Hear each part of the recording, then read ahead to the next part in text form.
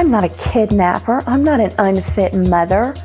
I'm not a drug addict. I'm not an alcoholic. I'm none of these things that have been said about me. Mindy McCready was arrested in Nashville in August 2004 on charges that she used a false prescription to obtain OxyContin. The incident would begin, or maybe continue, a decade-long spiral that ended with her death by suicide in February 2013. While the "guys do it all the time" singer would only be sentenced to probation, a fine, and community service, this incident would be the first of several that required a judge.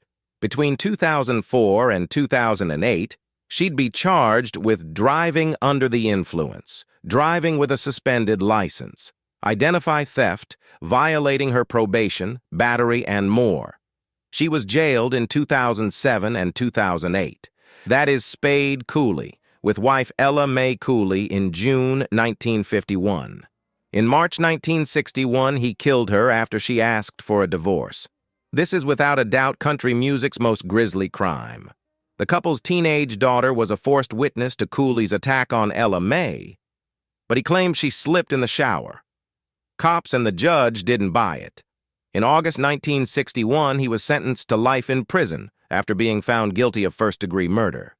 That's when the story gets even stranger. He was eligible for parole after just 7 years, and he got it. California Governor Ronald Reagan lobbied for the singer's release, effective February 1970. Cooley never tasted freedom, however, after the decision's made, but before it took effect, he died of a heart attack. Cooley was scheduled for parole on February 22, 1970, but was granted a temporary furlough to perform at a charity concert on November 23, 1969. He suffered a massive heart attack and died backstage at the event. Save Me singer Jelly Roll was charged with a felony when he was 16 years old, and even though his story of redemption is inspiring, he still lives with the consequences.